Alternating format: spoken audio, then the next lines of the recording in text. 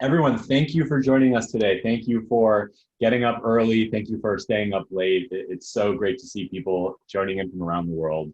Um, Jack, also let me know if there's any problems with my video or sound, and I can try to make some adjustments as we Will go. do. Yeah. But we really, as you guys know, if you're following Glide, we like to constantly make new announcements on our community forum and on Twitter and our mailing list.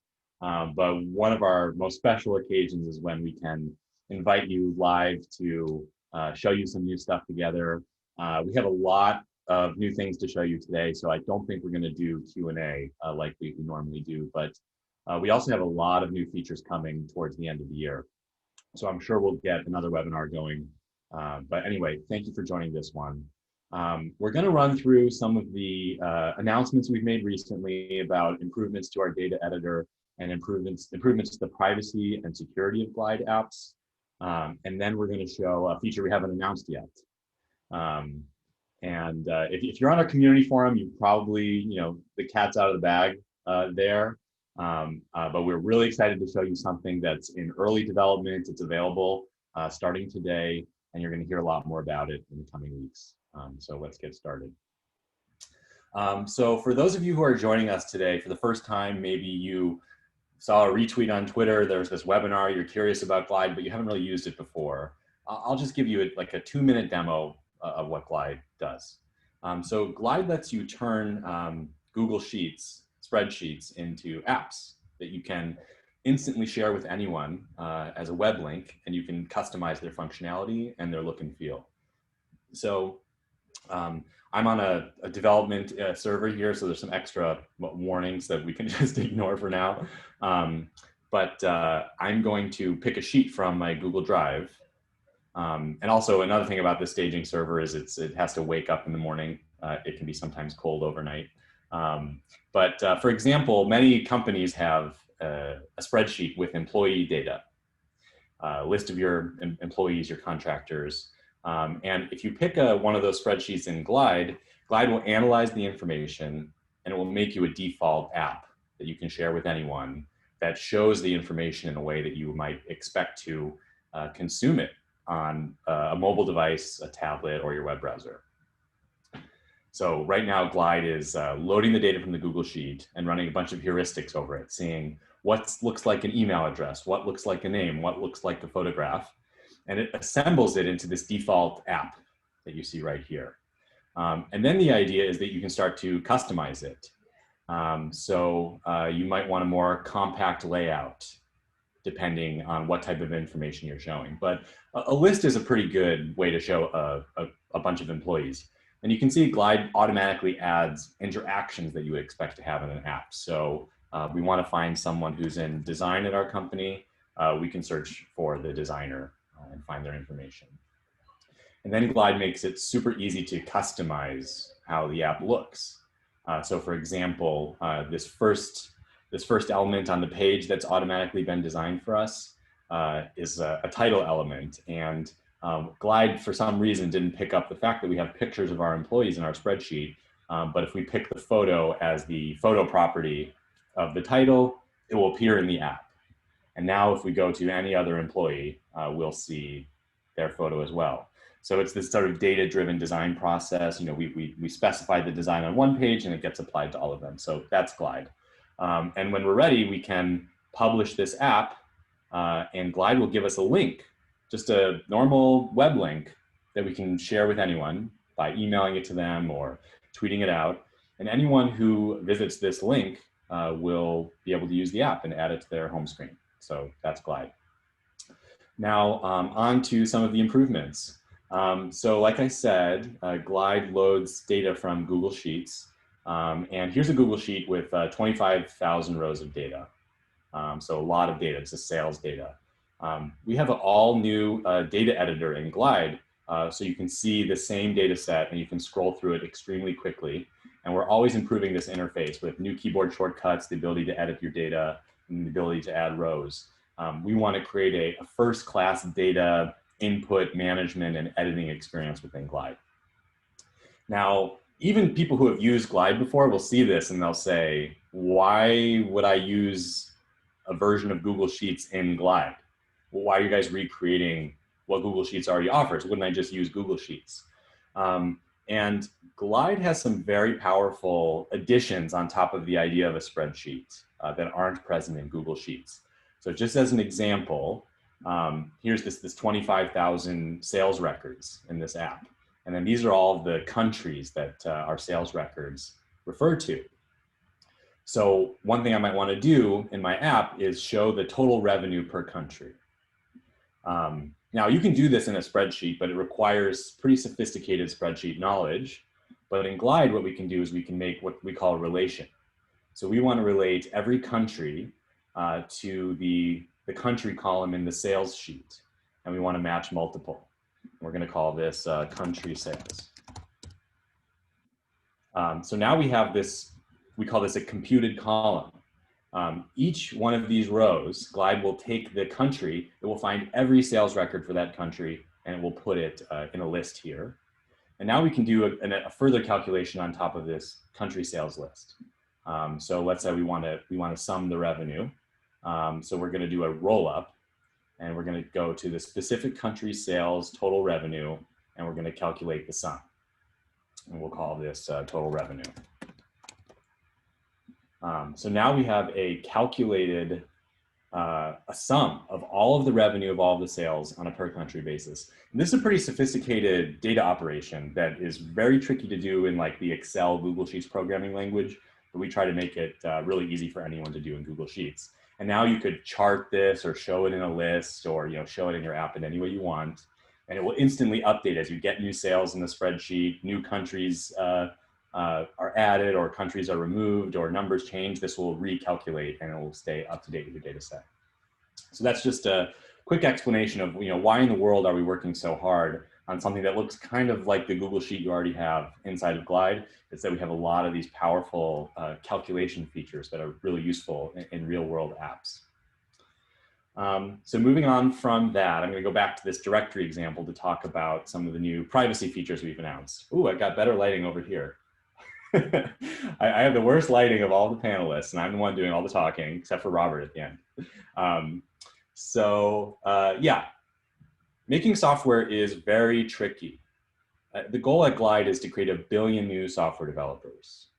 And to make 1 billion new software developers, we have to fundamentally simplify what it means to make software. And software is not just about writing code. That's one of the hard parts about making software, but there are many difficult things about making software. One is designing it. Everyone's used software that had bad design.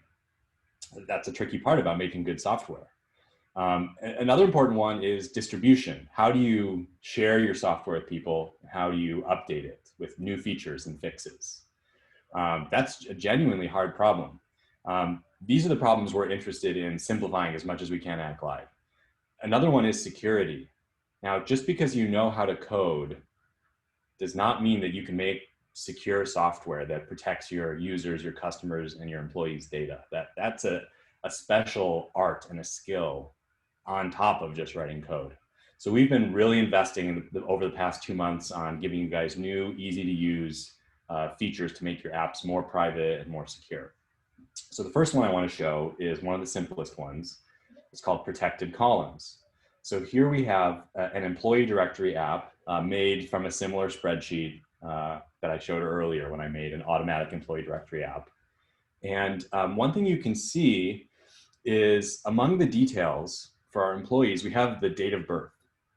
And maybe we need the birthday in our spreadsheet or our database for HR purposes or for legal and compliance reasons, but maybe it's not very valuable to put everyone's birthday in the employee directory app.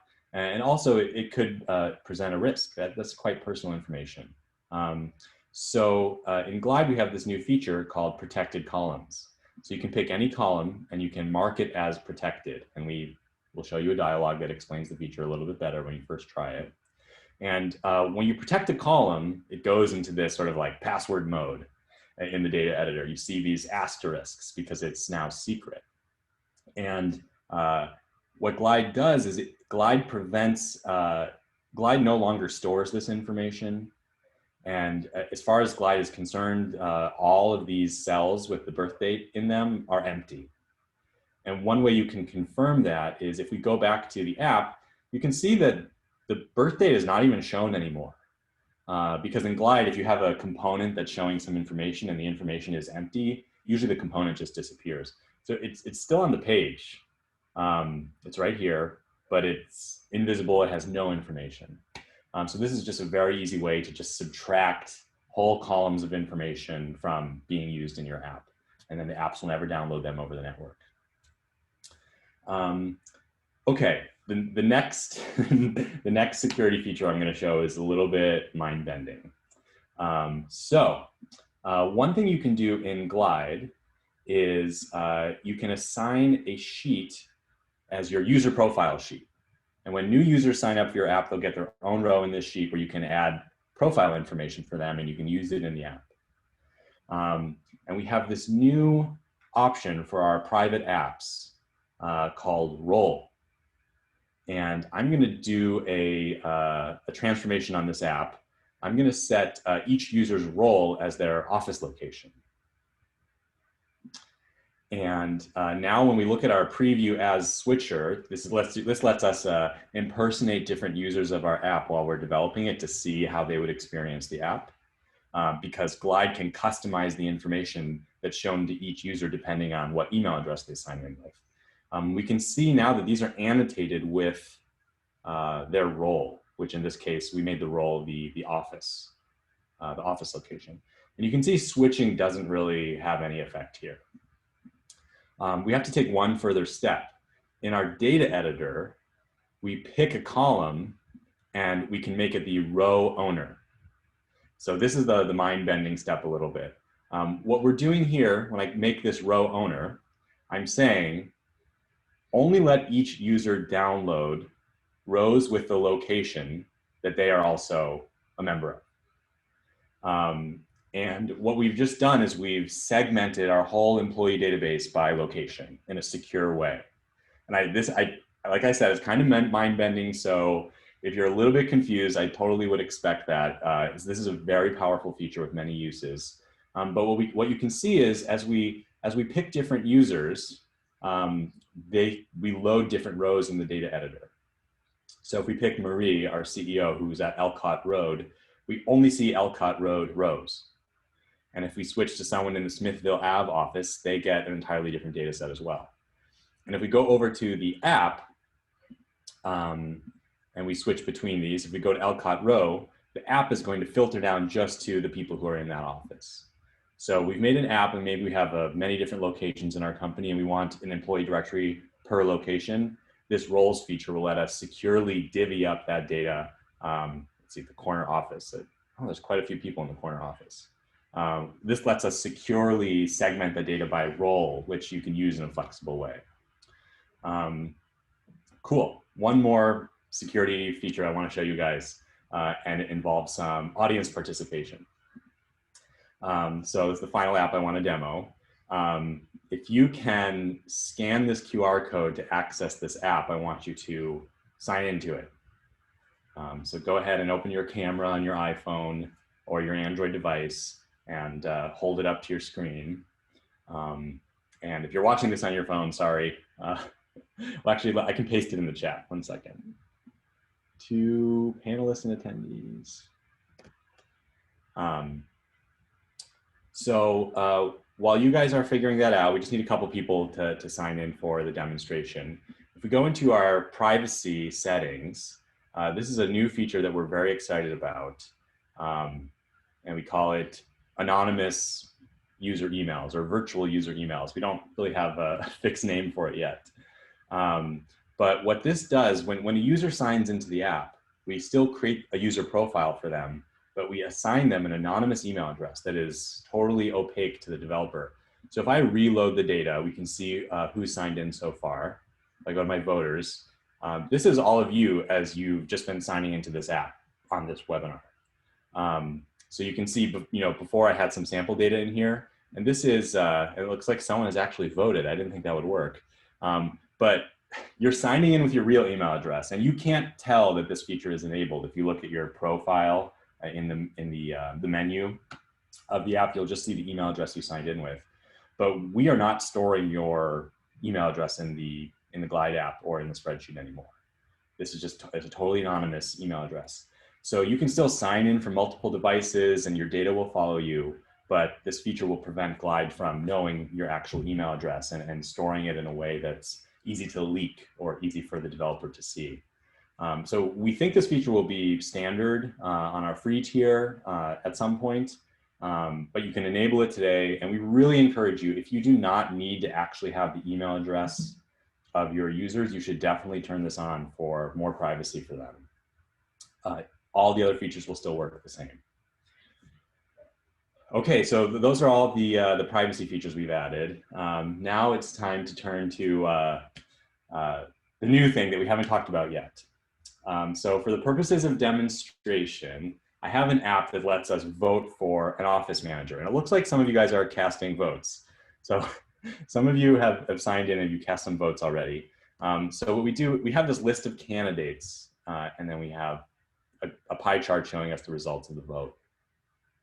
So if we wanted to vote for Sarah, the way it works is we go to this person's page in the app, and there we've made a button, a vote button. And one of our cool new features that I didn't demo today is select mode. If we're in select mode, I can just click the button to get its properties.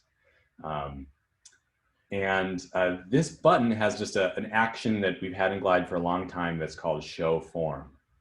So the way vote casting works is I press this button and it shows this form, and we pass through, when we submit the form, we add a row to a votes sheet. And what we're doing is we're passing through data that we already have. We know from the screen we're on who the candidate is. In this case, it's Sarah. So we pass their name through. And we know the current user's email address. So I'm going to submit the form. We see this sent pop up, and then we can see that Sarah has a vote. We've added a row to the sheet. Here it is, the one that Sarah Simon. I've just voted for her. Now that is pretty clunky. Why is that clunky? This is not a good design.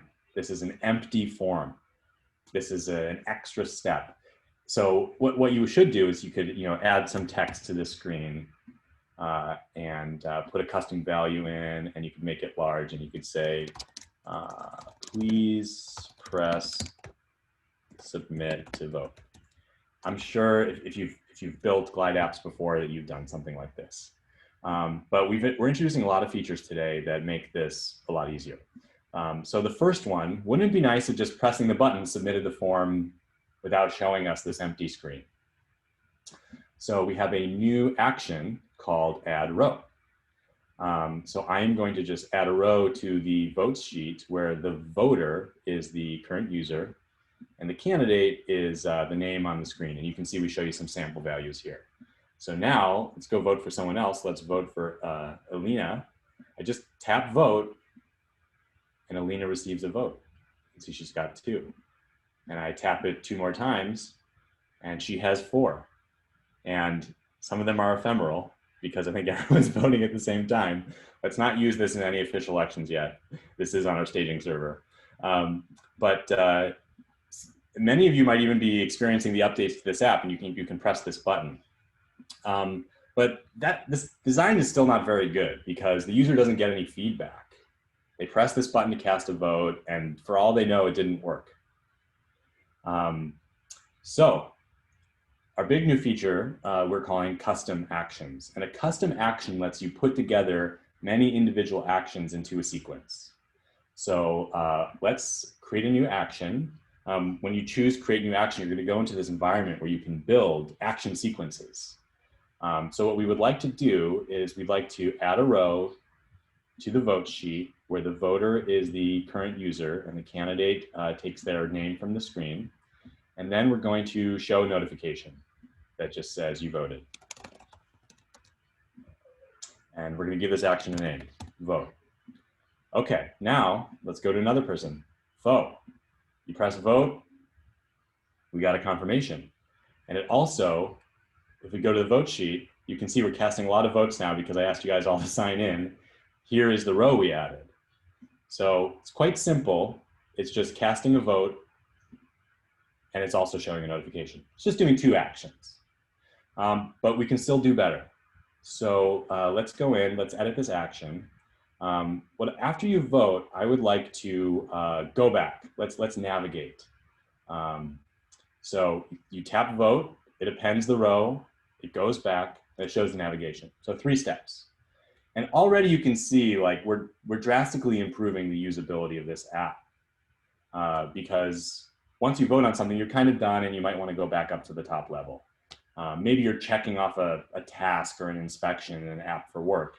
When you're done cleaning the facility and you complete the inspection, you're done with that work item and you want to go back to the top level view. So this does that. Let's just add one more feature. I kind of want to go see the results. So we have other navigation actions in here. So I'm going to say, when I vote, I want to add a row to the vote sheet. I want to go back to the top screen. I want to show a notification, and I want to switch tabs to see the results. So now, as soon as I vote for Marie, I'm taken to another part of the app where I can see the results and I see this confirmation screen. And if I go back to the candidates tab, you can see we're back at the top level because we manipulated the current location in the app by sort of, you can think like we made the user tap back and then tap on the tab, which are putting all these things together in a sequence. So that is just a very simple demonstration of what you can do with actions. We have a lot of these individual actions coming out soon that will let you play sound effects, send emails, integrate with third-party services. We're slowly going to release and develop these things, and you'll see more of them in the coming weeks. But that was just a basic demonstration of just using a couple features in this new custom actions area, how you can really improve the efficiency and usability of your app.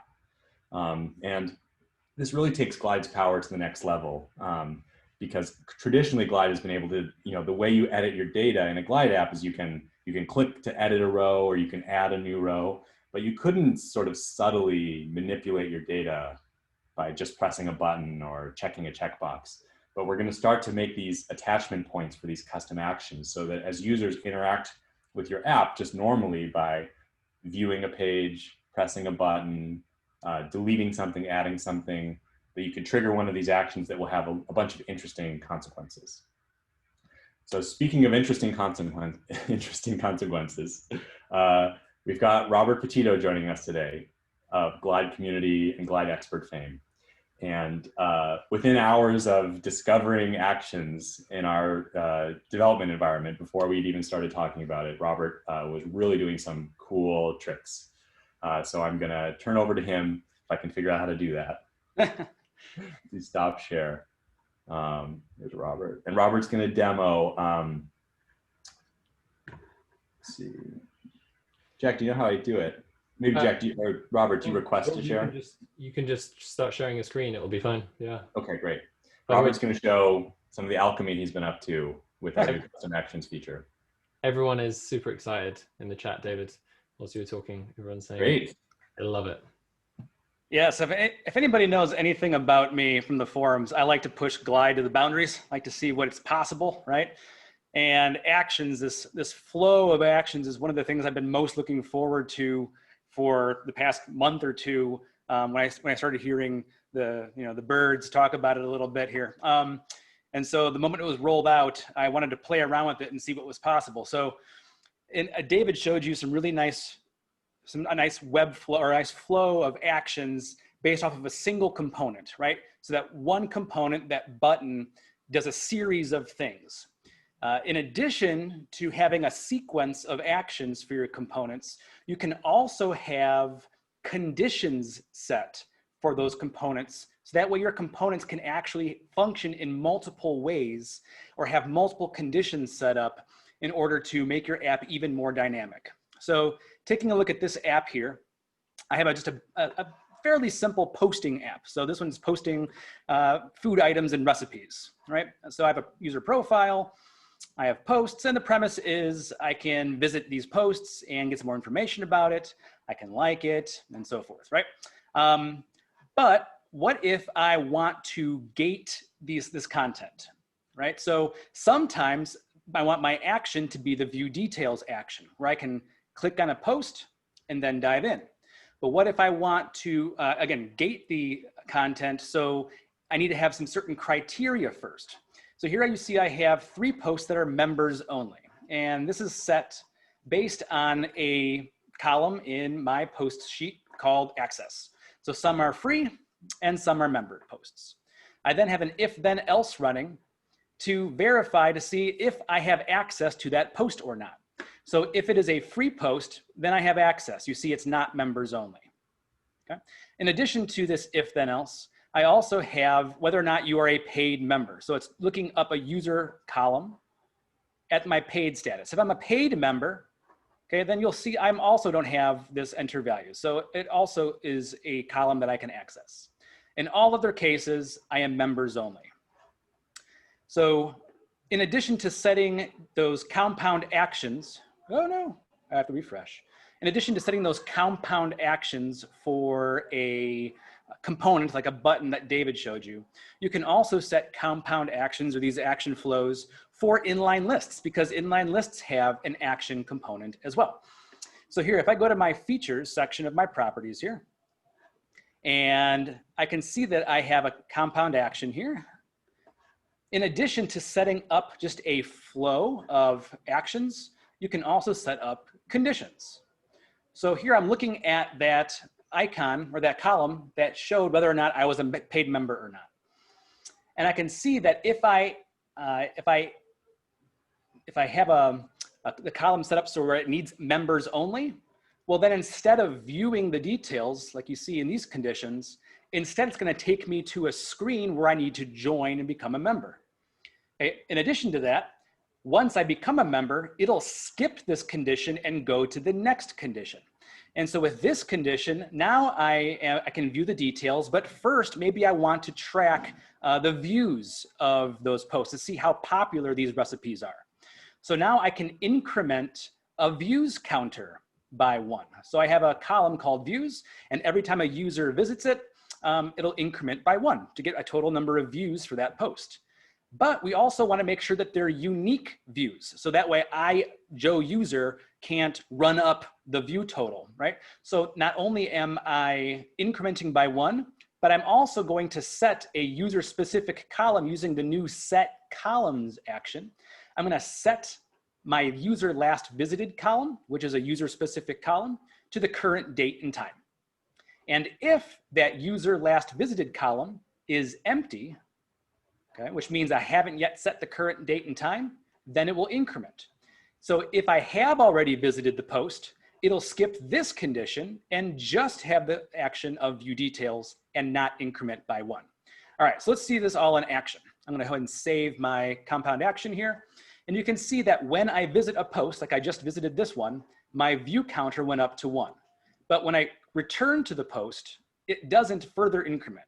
If I go and preview as a different user, and now I visit the post, you see it increments here. But if I go back and visit the post again, it won't increment to 3. So I'm tracking unique counts now. It's hitting that 3rd condition for this free post. But if I'm visiting a members only post, let's say, right, it's going to hit that 1st condition and send me away from this list to the join screen. Okay. And on that join screen, I have the ability to maybe mark this as paid, right? And then I become a pro member. And if I'm a pro member, I go navigate back to the user who's pro, you can see that those member tags go away. And now because the member tags go away, I'm able to visit the post without needing to sign in. So again, some really interesting things we can do. I saw in the chat if you're able to use that view row, like the vote screen that David showed earlier, if you can limit how many votes there are. And yes, you can. Just with, if you did with a form button, you can do a relation from this screen to the next screen. And if that relation is filled in, meaning it's not empty, then you can have certain things happen. Like for example, here I have a view recipe button, which basically is an add row. Okay. And if I or sorry, view recipe shows this, and I can add this to my recipes. And this view, this add to my recipes is a action where I'm adding it. So it's just an add row. Okay. But it's only doing that if the relation is empty. And so if the relation is not empty, meaning I've already added it, then instead I'm going to do a link to screen, and it's not going to re-add it again. So lots of cool things you can do. So here, if I see it in my recipes, there's nothing here yet, right? But then just with one button push, like David showed, I can now add this to my recipes and then navigate there, and now it's here. And now you see the button does something different. So now I'm not going to add it a second time. Instead, I'll just visit the post instead. Excellent. So yeah, so really neat things you can do with the new compound actions. Thanks, David, for letting me show. Thank you.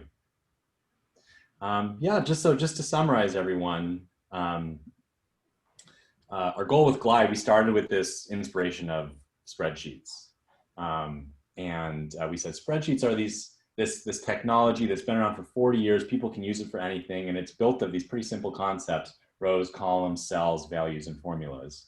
And people can basically build anything out of it. And what we asked ourselves is, like, what can we add on top of spreadsheets to make people, to give people the ability to build the kind of software that we all expect to use these days? Because as great as spreadsheets are, you don't really use them on your phone or your iPad very much. Those are very popular ways people use software in this day and age. And spreadsheets also just, they're very limited, and they all kind of like look the same, and you can get clever with formatting and colors, but they don't look and feel like great software. But our goal with Glide is to make it so you can all make just incredible software that's high performance, that's secure and private, that has a great design, and that is powerful enough to solve your problems. So we've added actions as, you know, one more simple addition on top of the spreadsheet inspired model that we hope you can combine with Glide's other features to take a few more steps to building all sorts of great software for your business, or for your life, for your family, for your hobbies, and whatever you want to build software for, in a way that's simple and then has all of these great properties that I mentioned. So actions are available today. And they're going to change quite a bit. We're gonna do some more fanfare and a bigger launch as we add more of them. Like Seth, our engineer, is working hard on the sound effects right now. So once we get a critical mass of these actions, we're definitely going to announce them more broadly. But thank you for joining us today for this early look at them. We really encourage you to dig in and create with them. Join our community forum and give us feedback. What's working? What's not? What do you want to see us add next? But we're very excited. We think this is a big step forward for Glide in terms of power and the kind of software that you can build with it.